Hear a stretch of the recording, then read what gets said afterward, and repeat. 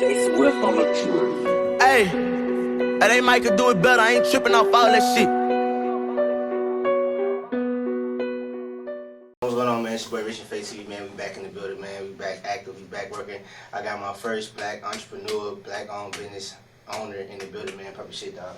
Let's shake your hands, man. Loso, meet the plug. My brand is SMUG, Struggle Made Us Grind.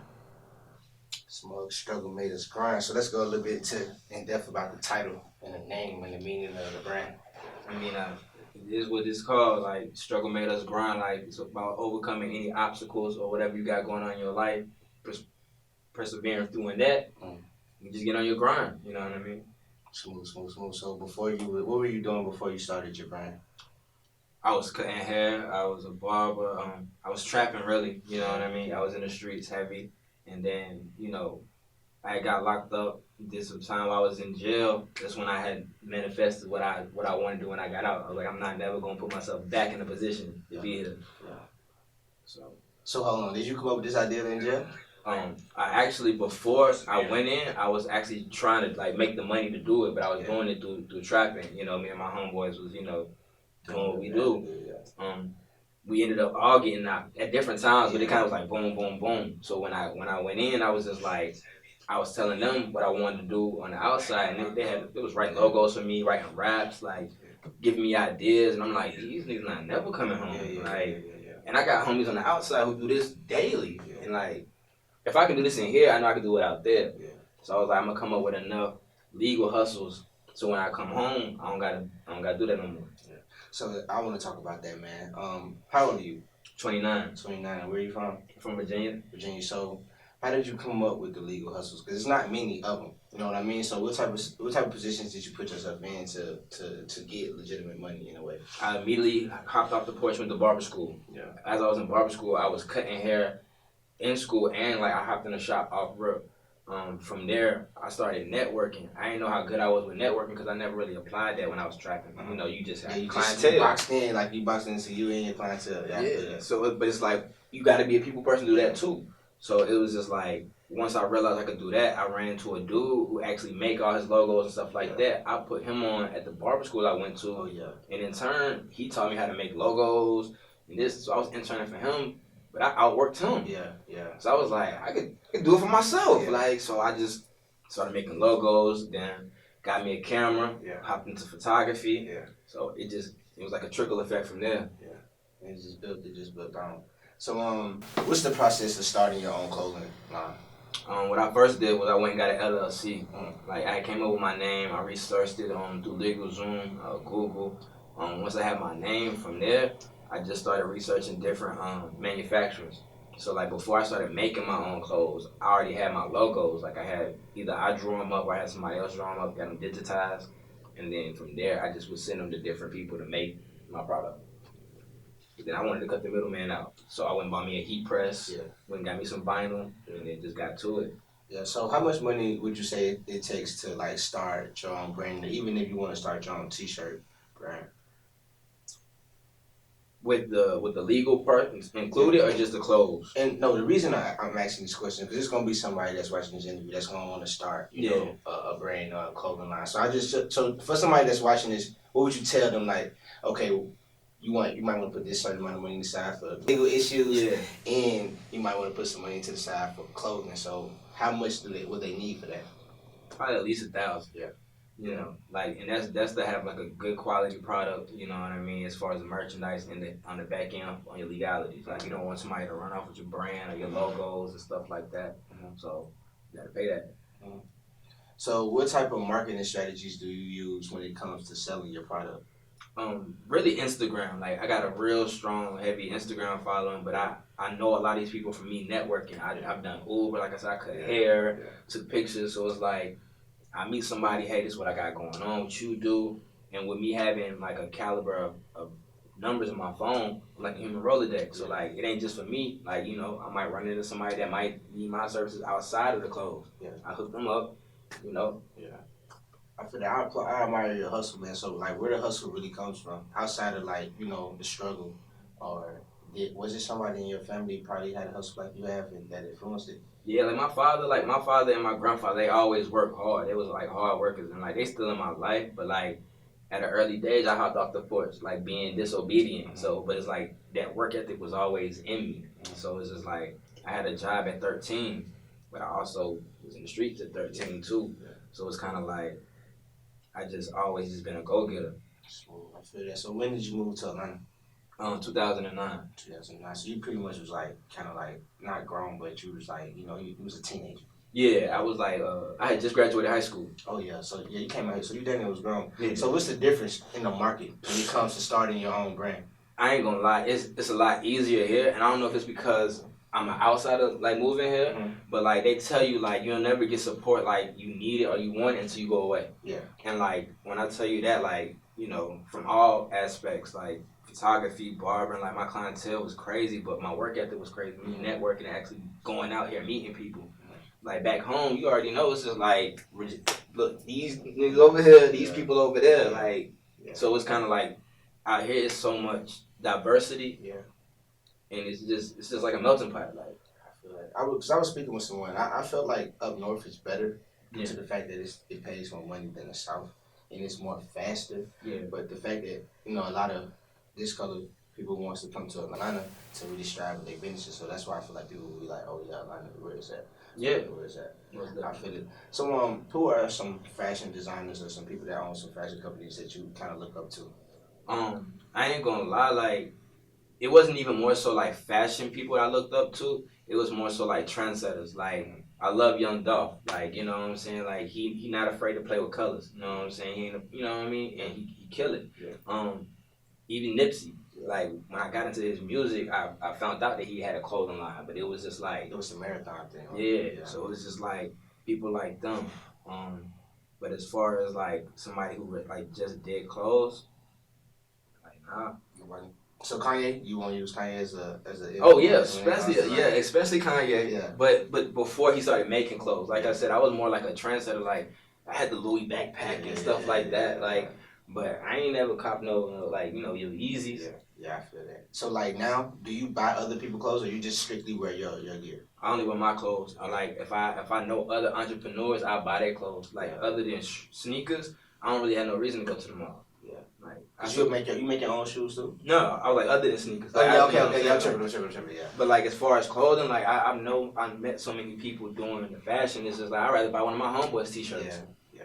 So when it comes to like business casual dressing, are you going to get into that lane when it comes to making those type of clothes? Yeah, most definitely I want to. I mean, I'm personally getting older. Yeah. You can't wear like t-shirts and tracksuits everywhere. Yeah. So it's like I do want to link up with some seamstresses. Yeah. So for anybody out there that do that. Yeah, say that again. You want to link up with people that do embroidery, seamstresses, tailors. Tailors, yeah. My partner Daddy a tailor, but he an old school cat though, but I could probably. Hey, I still work that move. Yeah, I want to get into the suits most definitely. Like, I was watching the BET Awards a few years ago, and Gucci Man came to the BET Awards with like this ice cream colored suit. Yeah.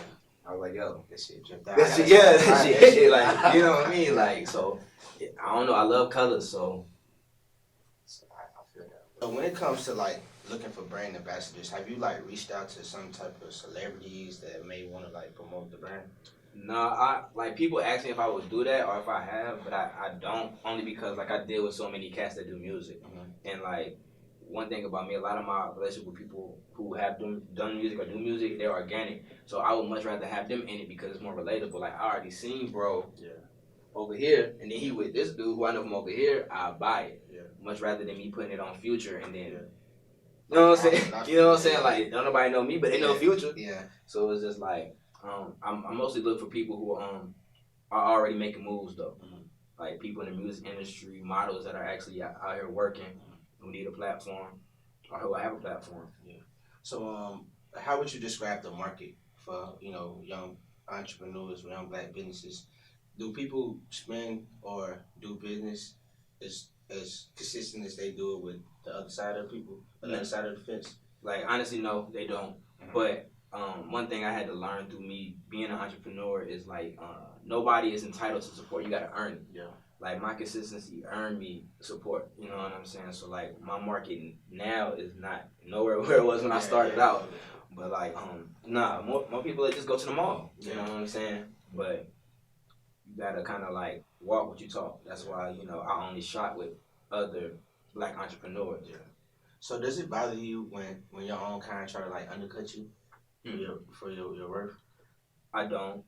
Only because it's a stigma around us, but we create that stigma. The only way we can break the cycle is if we lead by example. Yeah. So you don't want to buy that, cool. Somebody over here gonna pay 2 times what you just paid. Yeah. You know what I'm saying? And like that's the mindset you gotta have, because if not, it'll make you bitter to your own people. Yeah. So why do you think it's like that? Why is it harder? And I'm not speaking for everybody, but just why is it harder for people to want to do business with their own kind on our end than it is when they do business with somebody else? Lack of quality, lack of support, you know what I'm saying? And just like the stigma, like I said, that's around it. Like, your homies will go spend their last $300 in Gucci, but they won't spend a dub with you. Yeah. So it's just like, it's fucked up. So when your partner, do you have partners like that? Not no more. Yeah. Not no more. I feel that shit. Cause like when you see that shit, like what do you do? Like, do you take that personal, or do you just like keep doing what you're doing? I keep doing what I'm doing, but I definitely take it personal because I empathize with a lot of my homies and like a lot of people in general. So it's like I'm not gonna watch you struggle every day to take your rap career off and you don't invested this much money in beat, and I'm not gonna support your mixtape. I'm not gonna post your mixtape. Like, bro, I watched when you was on the floor. It's fucked up, yeah. But you see me and see what I put into it. Now you want a free shirt? You want a free lick? Yeah. It comes, man. Yeah. But see, so was there ever a point where you was giving out free material? Nah. You always from the door, it was like, look, I need this, I need my that. My mama bought shirts for me. My grandma. Yeah, I feel you might have got a Christmas present, but it's just like, you got to understand where I came from. Too. Like, I came from trapping. I wasn't giving out bags for free. like I wasn't. I feel that shit, dog. I feel that shit. So, like, do you think being an ex-drug dealer made you a better businessman when it came to doing this? Absolutely. Yeah. In what ways? My hustle mentality, like my assertiveness, like I don't let nobody play me, but I don't take it to that level. You know what I'm saying? Yeah. But like I'm very assertive in what I want, and I go get it, and I just do it legally. Like luckily, I don't got no felonies. I ain't, you know what I'm saying? I ain't did nothing, no crazy stuff like that. But even my marketing, like I said, like okay, I can put Future in it, but if I know everybody want to be like Future, like the dope boys, they got the money, they got the girls, they got the, so why not put put him in it? Yeah. And it's work. Yeah. Like I don't have people coming to me like, bro, I done seen you in Oakland City, in Pittsburgh, McKinney. Like, oh, that's my dog. I mean, I ain't say it out loud, but in my mind, I'm like, I already knew this was gonna happen. Yeah. But it's just like, it made me look at marketing in a whole different like aspect. And even with the other races that I've dealt with, I can still go to them for the same things as far as the fashion and marketing. Like now they in Colorado and they might be growers, but they got SMUG shirts on out there too. Yeah, I feel that, man. So what I want to ask you is, so when you're selling the SMUG shirts, are you just selling it on like on your Instagram? What's that thing called? Not Spotify, but it's you sell things online. With Shopify, Shopify, Instacart. And are you also going by like these small businesses that have these boutiques and like giving them your clothes, trying to sell them out of the boutiques, or you just strictly sell them for where it comes from? I strictly sell them from me, and I am going to do a Shopify account whenever I do pop my new website off in January. But I never middleman. Like when I first came out, probably like a few months in, a store from Stonecrest that hit me up. Yeah. And they was like, we want your brand in the store. You only want 14%, this, that, and the third. Yeah. But then that same week, I had wholesale my brand in 3 different states to my homies who were like buying them in bulk and selling them.